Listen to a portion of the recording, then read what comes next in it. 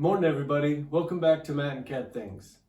In this video series, we're showing you how we incorporated the pouring of concrete countertops on top of the IKEA section cabinet system.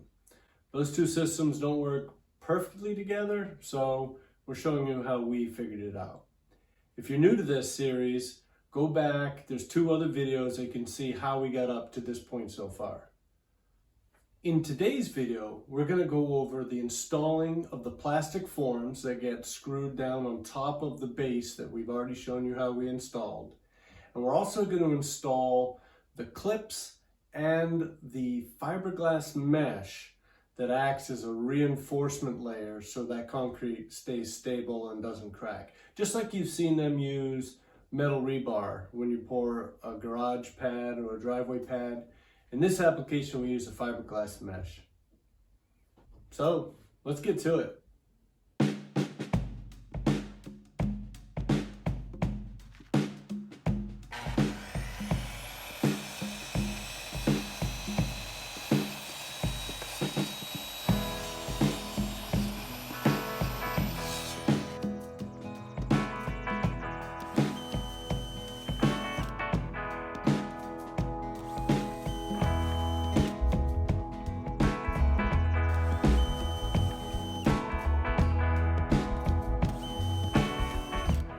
Again, it's probably overkill, but I'd like to just trim the back of this plastic off where the drill pushed it through.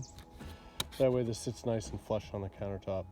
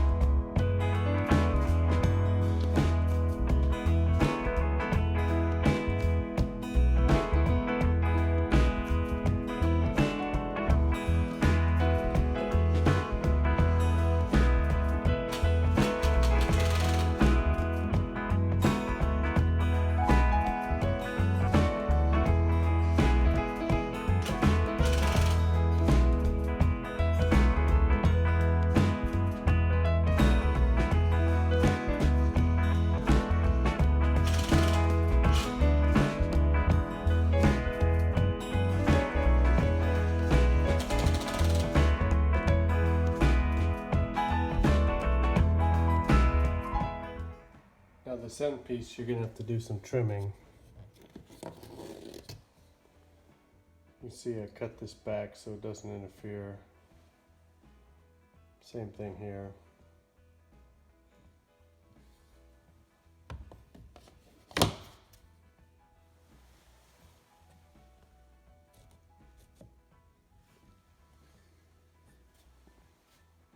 You don't want this all the way to the front, because then when you pull this back, you'll see this edge.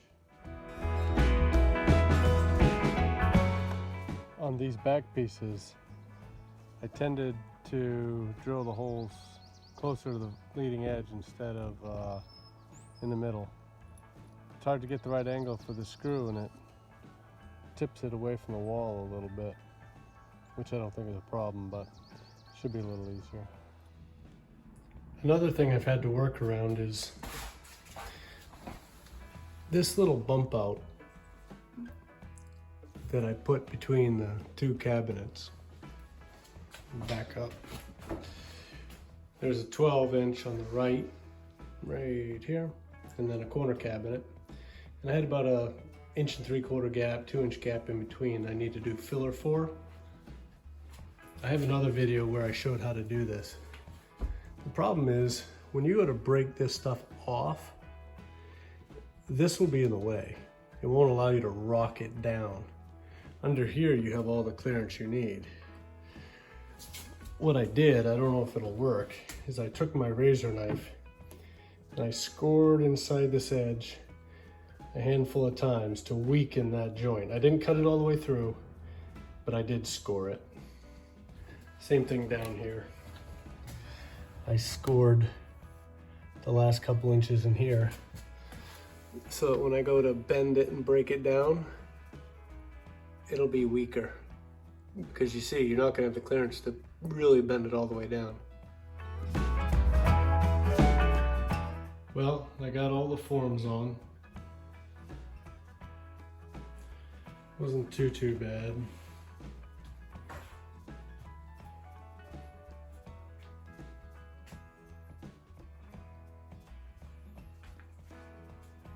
Just a few things really to watch out for. Really, it's all about corners.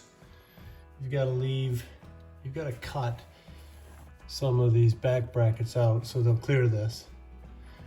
I didn't let this go all the way to the edge because when you peel this off, you would see this from this angle here. In the corners, you need a little relief there. On the long, I did 45s. I still have to come behind with the Gorilla Tape and tape these up. Same thing with inside corners. The good news is when the concrete's poured, it pushes against these. And then the stove opening, you have to leave that 1/2 inch again, so when the concrete pours down in, it does like a waterfall effect. So when you pull this board off from this edge, you won't see the plastic forms. The Countertop Solution website does a better job than I do. I do have a couple places I'm gonna have to probably put some silicone in there or something so it doesn't fall down in behind the cabinets. So next will be putting the mesh on.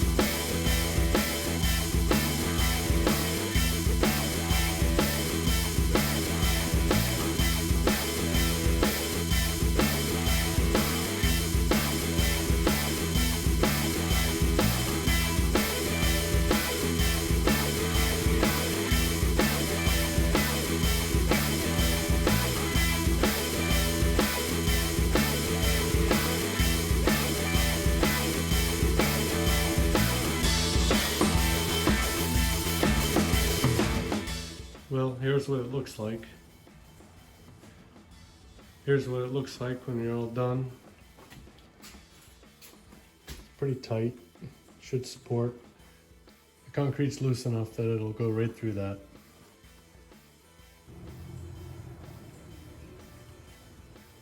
So I finished all the mesh install. It wasn't difficult. I definitely used more ladders than I think they call for.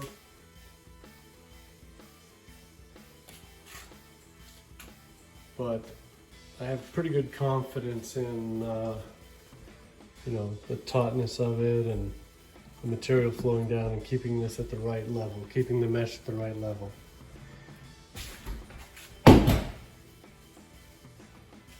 One thing, I had to double up a piece here because the width of the mesh wasn't wide enough. That's because I had a really out of square wall and it got wider down at this end than it was in the corner, just a little bit. A little odd going around the knockouts, but basically I laid the mesh over this and then cut it out as I was getting it taut and screwing around it. I cut everything back what I felt was a safe distance because you wouldn't want one of these things poking through the end. So, pretty happy. Well, there you go. That's how you get to this point so far. It's really not that difficult. Paying attention to these small details, I think in the end, will give us a much better product. In the next video, we're going to show you how to prepare the countertop area for your sink, how you install the sink forms, also how you install the knockouts so that your faucet hardware can go down through the concrete countertop. Also in the next video, we're going to get to business, pouring some concrete. But what we're going to do, or what we chose to do, because we've never done any of this before, is to pour a small sample that allows us to kind of go through all these steps and see if they work together and see if they come out with a good product. So stay tuned for that. We hope to get that video out as soon as we can. Until then, all the best to you all. Bye.